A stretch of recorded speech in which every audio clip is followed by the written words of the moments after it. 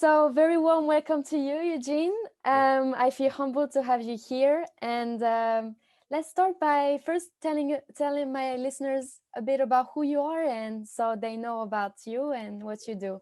Okay, well, I will say, Margot, the pleasure is all mine. I really, really appreciate this opportunity.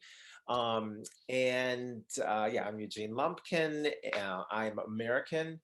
I live here in Brussels, Belgium. And I've been in the fashion and apparel industry my entire career, which has been quite some time, 3 decades, I would say. I've always had a passion for design and fashion, so it's right where I belong. Um, I came here actually to work for a large brand retailer, CNA, and I was very fortunate because they were reaching out to, make some changes with the company, and so I was very glad to have the opportunity to come to Belgium and work here. Nice. So that was really exciting. Prior to that, I was with a company similar in the U.S. Who's a legacy retailer, a large brand there. So I'd been with them for several years. And then prior to that, I'd worked for different collections and different brands, all in menswear. So briefly with Tommy Hilfiger, with Champion, Perielis. And then I had my own collection several years ago in the 90s and worked for sweater manufacturers. So a lot of experience, all in men's though. And now I have pivoted. I started my own company and Mhm, launched a new brand. And really on the intersection of technology, mhm. sustainability, and that's been really exciting. So we launched a new brand, and I wanted to pivot a bit in my career. So I entered a master's program that I'm very excited about in strategic design. So that has Nice. been really, really great and has opened me up to different types of disciplines and practices within design. And it's been very exciting. So that's what I'm Nice. doing now. That's very inspiring, and I'm sure all the people listening will be very inspired by your experience, and especially I'm going to ask you a first question that's very simple. Just how are you doing at the moment? Because with everything going on, Mhm. it's quite overwhelming. Yes, it is. It is. No, I mean, probably similar to a lot of people. I mean, that could be a very layered answer because on many different levels. I'm a person, glass half full. I'm typically a very positive person. So, at the outset, I'm doing good, as good as can be expected. Yes. On another side of things, yes, I feel a bit siloed. It's very challenging right now with COVID and the pandemic. I actually kind of welcomed at first the stay at home because for many, many years I've been traveling almost uh, once, if not twice to three times ev- out of every month for the last many, many years of my life. Mm, So this is the first time I've been kind of grounded and in one place mm, for a period of time. So I quite enjoyed that yes. aspect. I did get COVID myself. Yes. So Oh, yes, I got COVID. So I went through that experience. And there was a lot of fear. I think that's the thing. I think a lot of people just have fear, anxiety, those people who don't have partners or families, there's mm, real isolation. And for people in creative fields as well who are used to being out and being inspired, I think that's really important to, get out and see the world. This is a challenging thing because my world is a few yes. kilometers outside of where I live. Networking with people. Yeah, networking is through online. But we'll get into a lot of other things. And as far as how I'm feeling, okay, Yes. I And keep. I see it as the world has put pause on us. He has the world, because we all said that we were so busy doing things, we don't have time to do anything. And right now it's like the universe telling us we stop. to Exactly. focus on what really matters. Yeah, I Mhm, see it this way, and I like your way of thinking. And mhm, if mhm. everybody could think this way, we would move more. Yes, exactly. Well, I think that probably for a lot of people, it also has been that. I know that before COVID, the whole thing broke out, Hmm. I was very much saying to myself, "Oh my gosh, stop the train! I need to get off," because I was, yeah, in this program for my master's. I was, having a business. I had my own life, and everything going on, and I felt like a pause button was so necessary. And the world stopped. So I was like, wow, Actually, yeah, yeah. Mhm. yes, it's crazy. And I have a really interesting question to ask you that I ask a lot of people, but you especially, I wanted to ask you this question. How do you see the world of fashion in the future? Yeah. What are your thoughts on that? Because it's interesting to see from your point of view. Mhm. Well, I actually did a project which was thinking forward into future casting, thinking forward 10 years into the future.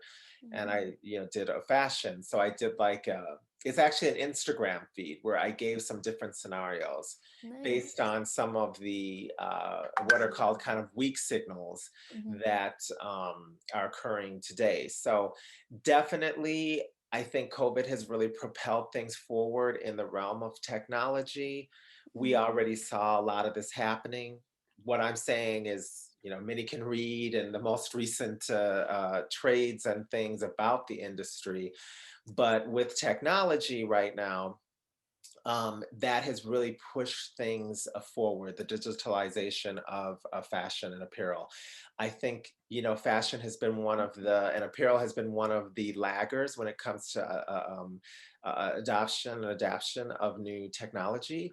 And also, as well, I mean, the craft of fashion, the Mhm. sewing, the making of apparel is very much a physical thing. But now we're moving into more of a digital realm, and younger generations as well, they're digital natives, so they're used to working, and being on computers, playing video games, these kind of Yes. things. So they're working in living in a digital environment. For older people who still work kind of analog, they were forced as well through COVID to kind of like adapt to some of these Of course. technologies. So the future of fashion, I really do think, yeah, is very, very much digital, and it's really important to adapt to those new technologies.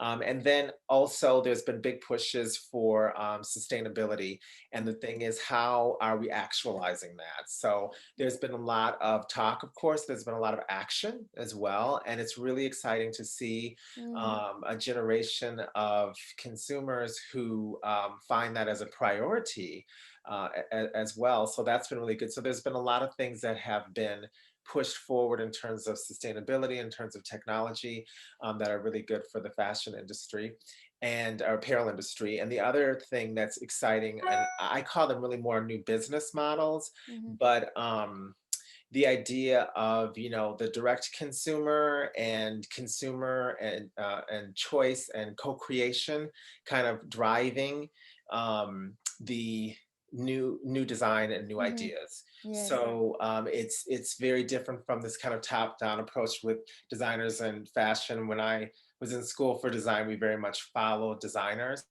We're in a very disruptive time, and I think it will continue to be so as people have this kind of direct connection. You have people from other areas that are coming into apparel. They're not necessarily designers per Yes. se, but they might have a new concept or a new idea, and they get into the apparel space, and it's changing um, the trajectory, the Mhm. direction of fashion. Yeah. So there's a lot kind of happening, I think, but those three movements: sustainability, technology, and the consumer co-creation, and all of that is really, really the And it's future. funny you say this because I really see this shift of this generation moving into less consumerism. I can see that they're very more conscious, and I feel we're talking with people that it's not, they think about buying less but more, but higher quality, sorry. Exactly. You know, and Hmm. it's good, and you can see that with brands. And yeah,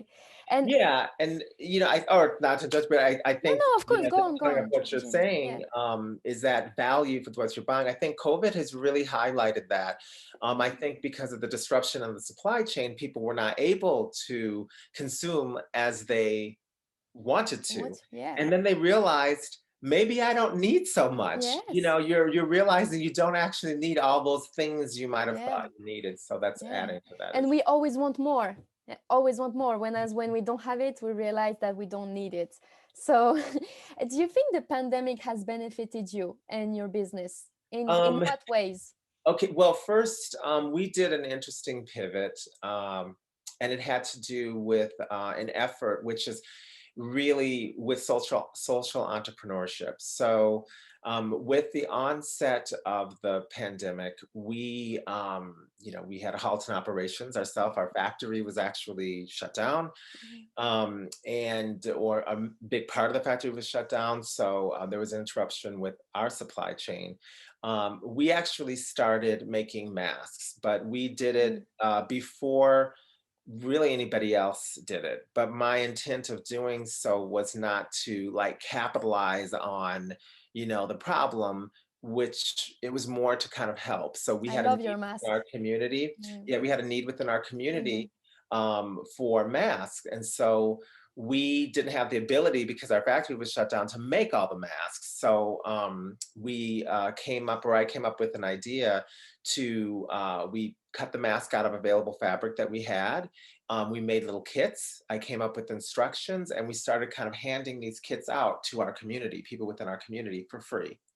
And they really liked the effort, but many people then came back and asked if we could make the masks. And because we were only a few of us with just some machines in our studio, we were limited. So they said, listen, that's okay. We really like your effort. We'll pay you what you need. That effort actually, we ended up being able to produce and make masks for people, Mhm. give people as well free masks.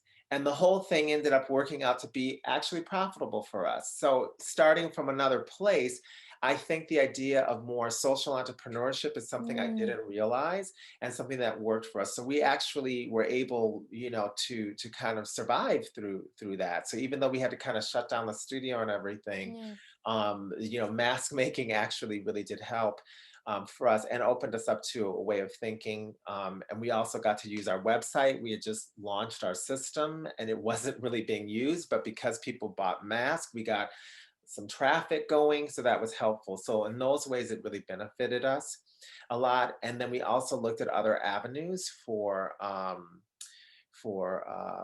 revenue, which was uh, B2B business. Yes. So we started doing some customized medical PPE for Mm. that we exported, as well as some masks for medical companies and things, some specialized masks and so on. So those things were really actually good for us and opened, us up to things. So that's how we kind of survived and went through it. And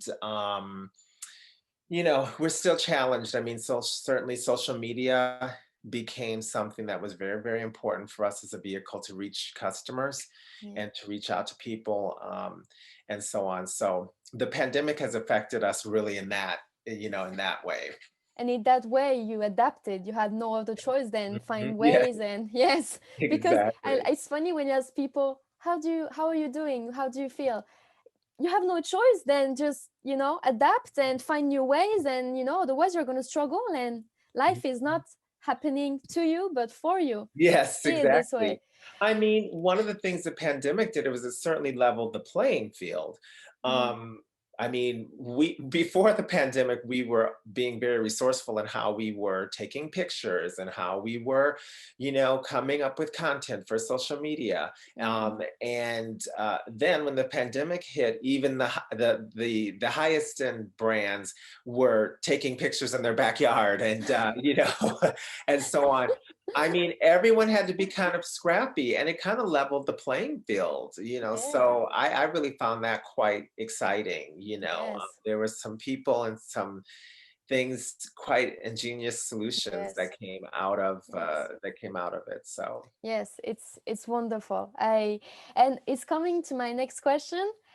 Has the pandemic shifted your way of thinking? I'm sure like everybody, you see things in a different way and you second think Mhm. now. I'm Oh, yeah. sure. Tell us. Yes, absolutely, absolutely. One is, like I was saying, the importance of, well, also for me, what I had mentioned was, the whole idea of, like, community first and, social impact, and all of that, because of with our Mode Mask project, that's actually what I named it. I called it #Mode Mask. Nice. That became our initiative. That was really good. Also local, Mhm. so, because, I'm American, and, the business that I have is made to order, made to measure, fashion.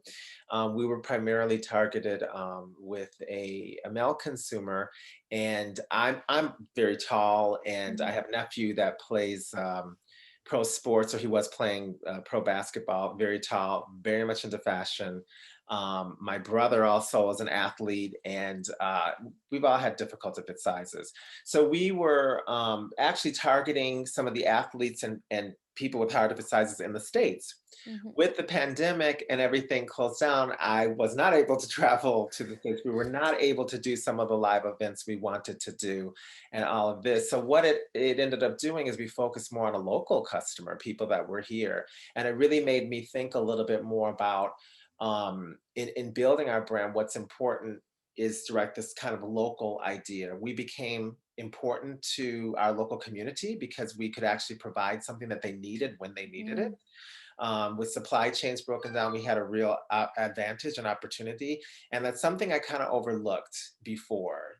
I was really here, but thinking more of the US and things like this. And it's really changed my framework and thinking. And it was really local business in the community and so on that helped us sustain. And so that was really a shift, I think, for me. Before you were thinking more scaling Mhm. in terms right now you think more Yeah. about creating a community within people and yeah, Mhm, mhm. what people need instead of look at my Yes, product. exactly, Yeah. exactly. Very much so, yes. And how, yeah, so I asked you how you have adapted your business, and I think it's wonderful. If you could please, at the end, you will tell us about your website and if where people can join your website and see your amazing mask because Eugene is doing amazing mask. I love your mask. I've Oh, seen it thank on you, thank website. you. I think it's a genius idea, and it Mhm, couldn't come at a better time to launch this. mhm. Um, what are the key learnings you have learned Yeah. across One your is, I mean, journey? yeah, so I would say those were some of the major learnings. Yeah. The other thing I think for us and for our business is, as I mentioned, we're doing made to order, made to measure, bespoke. Our price points are quite high. Mhm. One of the things that we were doing before the pandemic is, the live events. So we were using live events and trunk shows, reaching out directly to customers as being one of the ways of extending the brand and bringing in a customer. And then we would have the platform, which then they could interact with us after. Mhm. With the pandemic, that kind of broke down, of course, so they had to discover and learn about us strictly through the digital medium. Yeah. So one of the things I learned is it's not easy to sell made to order product online through social media, and Facebook and so on, and with our price points. So that was one of our learnings, really, is the challenge and difficulty in doing that. We were not successful in selling those types of items. However, what we did learn was that, when you have a product and you're responding to the needs and what people need, and it's the right thing, it works. And so in the case with the mask was when we had masks when no one else had them, Mhm.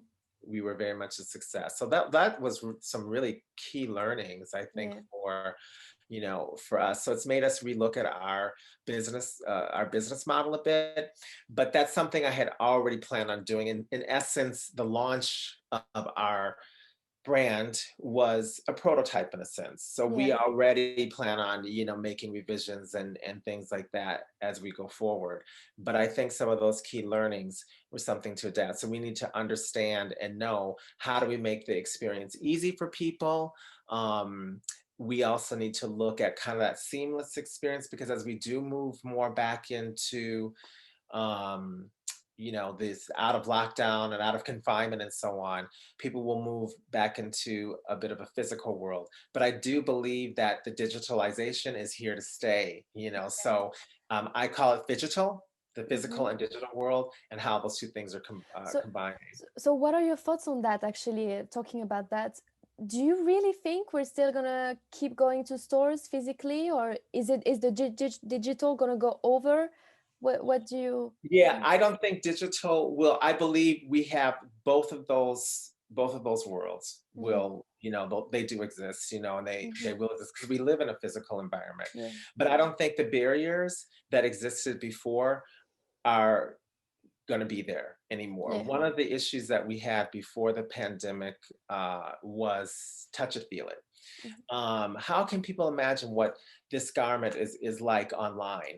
Well, people who are younger and they're more digital native, like I think of my nephew who's the basketball player. He shops online all the time. When he sees something, he kind of has a sense of how it is. He trusts to order something. He also does shop. He goes into stores, but he might actually do his purchasing and his behavior and everything Mm-hmm. online, and so there's still that physical, but he does a lot with digital. And so I think that, before the pandemic, that was really a big obstacle for us. Yeah. Time, that was also another thing. People want immediate. Before the pandemic, it's like, they want that immediate. So sometimes it's like, oh, I don't Yeah. want to go to buy it online. If I go to the store, I can get it right away. You know, Yeah. Pandemic made people wait, and then people started to realize, maybe waiting's not so bad, then I get what I want. So this behavior shift, this is really making a big Yeah. shift, in behaviors. So I think that in going forward, yes, the physical will still be there and of course relevant, Yeah. but then there's also the digital world, and I'm calling it phygital, Yeah. because I like those that word. those two worlds cross, and there's a part in the center that actually do cross over. So I think it's really important for brands and for us to understand how those two things will cross over. So when we talk about digitalization, it is when I go to a physical store, for instance, and see a product, or we have an event that is a live event. Somebody Mm-hmm. might come and discover us there, but then when they leave Mm-hmm. that place and they want to be able to log online. They want to be able to go to an online marketplace, see those items, interact with us in a digital way, you know. Yeah. And we need to understand how that'll happen. People are using all of these different ways of communication between Messenger, WhatsApp, all these things, and we need to be able to work in a way that we can communicate and send things. We're talking about our live styling. Yeah. So we would be able to, well, we are able actually now, just as we are on Zoom, Mm. you can log on with people and have a styling session with them, Yeah. So these kinds of live interactions with people. So it's this mix between digital and physical that will be And important. I don't know about what you think, but I think that since we moved online, I network way more with people. I attend way more networking events because I think it's easier to log on and just, rather than Mhm, go and to a place with many people, because I felt really scared. What do you mhm. think? Have you seen a It shift? Yeah, there's definitely been a shift. We talk about it all the time because, of course, I'm on Zoom so much. I'm on FaceTime so much. Yeah. And before I would have to say the pandemic, you get this thing where, oh, I have to have a video call, and you're like, oh, I gotta get ready. I've got to, and you get this nervousness, and it's a stress. Yeah. It's really kind of a stress. And then I think when you're forced to do that, and so many people are doing it now, I've noticed even in my own behavior and with others, you make a video call to someone and now they pick up. It's like before someone would send you a video call and you'd be, why are they calling me FaceTime video? Yes, You know what I mean? And you're like, oh my God, exactly. why are they let me FaceTime. You know what I mean? And now, and now it's different. People are now okay to showing themselves Yeah. talking and everything, on video because we we need to. But if it would have been for wouldn't have been for this pandemic, I think that the kind of that learning curve, that adoption would have been years, maybe 3 or 4 more years, because we know what was happening. It's just that it was We were so, blindsided. yeah, yeah, Mm, and I think people were less like, oh, I don't want to go yeah. onto camera and video, but yeah, it's great. And what you mentioned as well about attending things and networking, that yeah, because the borders are down now. Before, I would travel to a trade show or travel to an event or book my time to be in Hmm. London or Paris or New York or something around things, or meeting with clients or customers, or different engagements. And that takes a lot of time. Now, yeah, I can log on. It could be someone in Hong Kong, which I have a meeting with almost weekly, and outside of the time difference, you're there. You know what I mean? So Yeah. yes, Yeah, it's in really in changed. UAL we have many students that are abroad, and sometimes when we do a lecture, it's like evening Yes. 10, 12 p.m. there. Mhm, It's mhm. fascinating what we can Yes, do. and people are getting used to the adaptation with time as Yes. well. Because that used to Yes. be another hurdle as well before with people, I think. Yeah, I have my classes and things like that before online, and we were Mm. dealing with people from different areas. So it's always this thing. But now I think people are a bit more, they're getting more comfortable understanding the time differences. And oh, it's Hmm. okay if it's 10, you plan your day accordingly. Yes. And yeah. Yes. Mhm. It's you have to adapt. Yeah. I This is my motto. I Yeah. have another question to ask you. Mhm. What is your best advice for someone wanting to start in the industry? Yeah. Start a So business at this time. yeah. Should I say something funny or should I say Yes, of something really? course. We Yeah. love a bit of humor. Yes, of course. Invest in something else. Now, if you're going to be afraid, no, I'm just kidding. No, No, Eugene, no. humor is very important. We have to put a bit of humor in Yeah, our life because it's yeah, too it serious, is. it's not fun. Yeah, it's funny.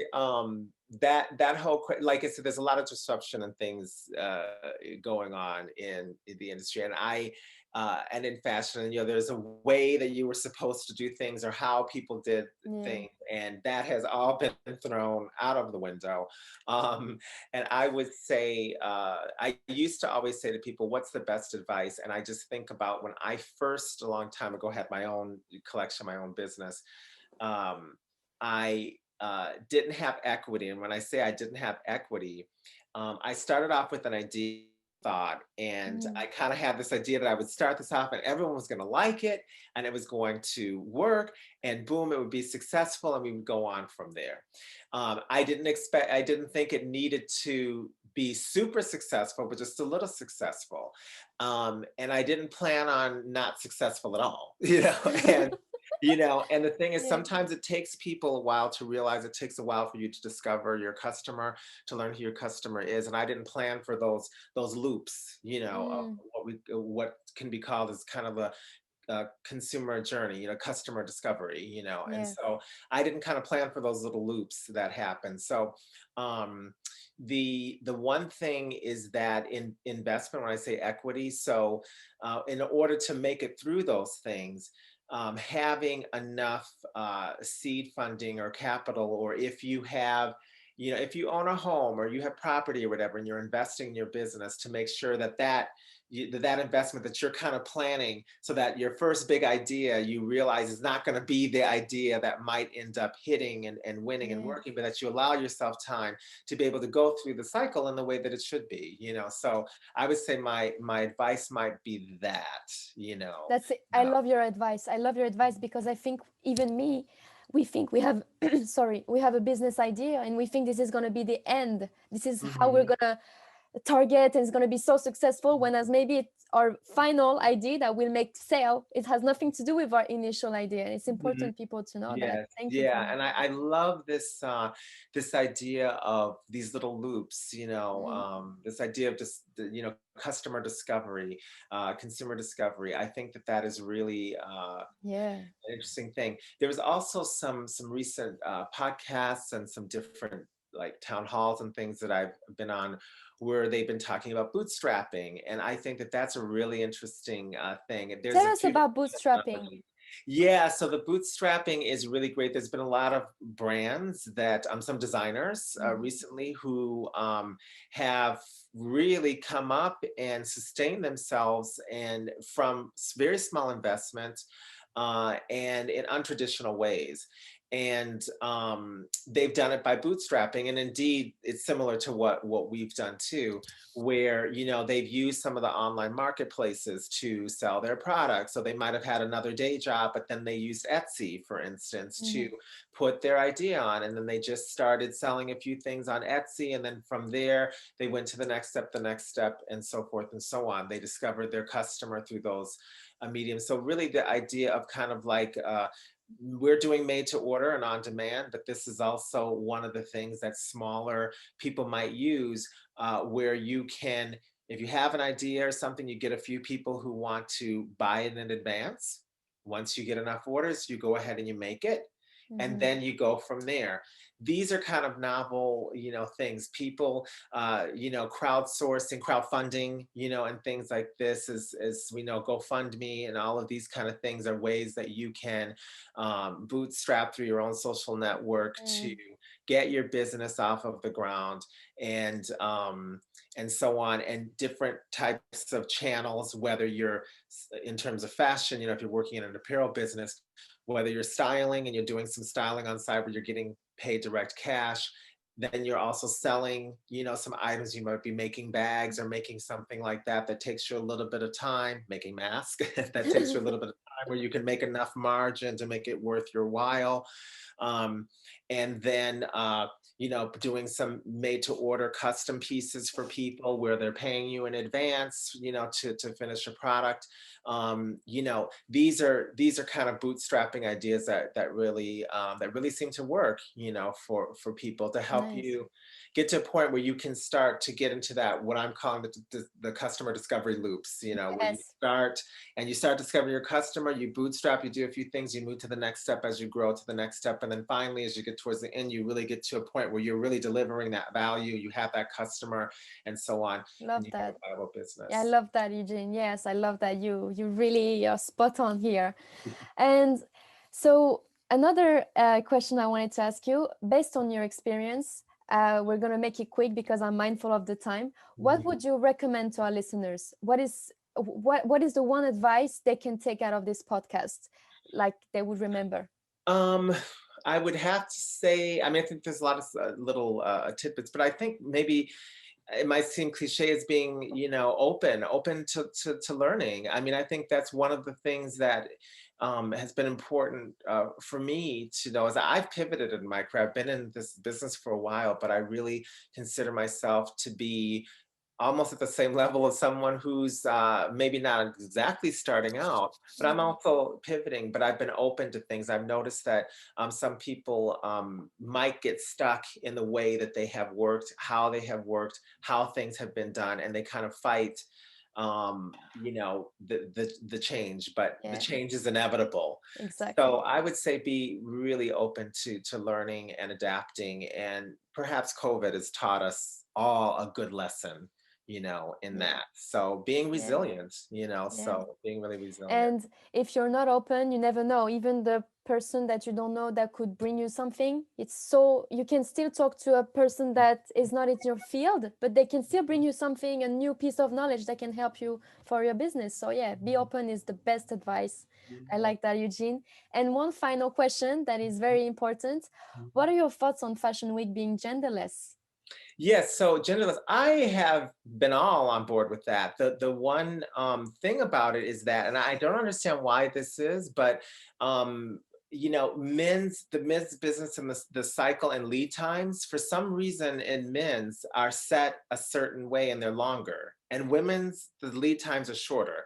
I Yeah. don't understand why that is, but in terms of the markets and the way markets have traditionally been, I think Mhm. that's the only hurdle. So I don't know if you know the timing for men's markets. Like in the case for spring summer, they start in New York will start presenting in June, but the Mhm. women's market isn't until I think October or something like Yes, that. it So always starts in October. yeah, they're very different. And the way the buying calendars were retailers and stuff are buying and how they're buying and when manufacturers are producing and everything. If you take and put those two things together, you'd have to come up with a unified timing, delivery timing. And I think that that's probably one of the maybe one of the issues. I don't think it's insurmountable though. It's just Mhm. that people would have to change their buying behavior in terms of Yeah. the retailers. So Fashion Week is really geared towards, the wholesale and retailers and so on. So they would have to change their buying behavior, in order Yeah. for that to work. And then if Fashion Week does start to become a more direct to consumer kind of thing, where it's really, well, it is already a really more of a marketing thing, um, then that changes the complexion altogether. It's more, by nowhere now anyway. But yeah, in terms of an industry and the buying behavior, I'd have to look at the cycles and how people Yeah. buy, and then I think it should be. Yeah. Yes, me too. Yeah. Me too. Mhm. I I don't like this kind of extremism with genders.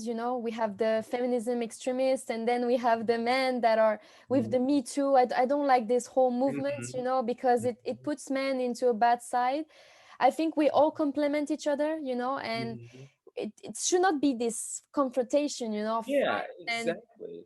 if a Mhm. man wants to wear dress or pants, he can wear dress or pants. If a woman wants to wear dress or pants, she can do whatever.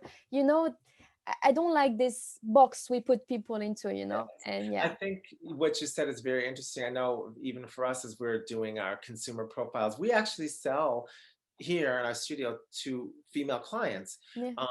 and also some non-gender, clients as well that we do some special things for. And so when I had to put down who our customer profile is, I had to kind of define it. It's always been male or female, and I'm finding it hard to actually do that Yeah. now, because our customer is, in some cases, we have female customer and a male customer that's actually buying the same thing. You know what Yeah. I mean? Yes. So, you I've know, always um, questioned myself as well. Why? Sometimes you go into the men to find an oversized yeah, shirt. yeah. Yeah. Hmm.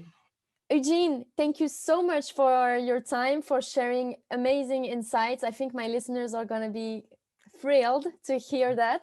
And if you could please start by finish by sharing your website and any information from you where your where our listeners can go back to. Yeah. Well, I would say on LinkedIn, I can be Yes, found under my name, Eugene yes, Eugene Lumpkin. Lumpkin. My company name is Atelier Tens. We are also Mhm. on LinkedIn. The website for our brand is Maison Quincaillerie. And I Yes. know that that's a big word to say for people who are not If you could please, Eugene, explain M. quickly why this name to our Oh, Maison listeners, because I Quincaillerie. love this story. Okay, so Quincaillerie is a hardware store, and it's where you can buy Mhm. many things. And so in developing our brand, we wanted to give people the tools to be able to customize and make things however they wanted to make them. And so that's the reason why we call it Quincaillerie. So that's the name of the brand. It's a difficult one to say, but our website is easier. It's m-qc.eu. Okay, So, I will put in the show notes the link of Eugene's website and his LinkedIn, so listeners will be able to go back, and this will be recorded, so no problem. okay, thanks so much for Okay, the opportunity. thank you so much, Eugene. It's our Okay. first podcast, and I'm thrilled to have you here as a podcast. We're all honored, and Oh, yes, and as I well as I me, I'm honored. I tell everybody to check your website because he's doing amazing mask. Eugene is, I can see that he puts a lot of love in what he does. So yeah, I recommend people checking it out, and yes, and checking out with Eugene as well, because I know you're very open to talk to. Yes, So absolutely. thank Yeah. you so much, Eugene. I Hey, thank will stop you. the recording, and Okay. thank you, Eugene.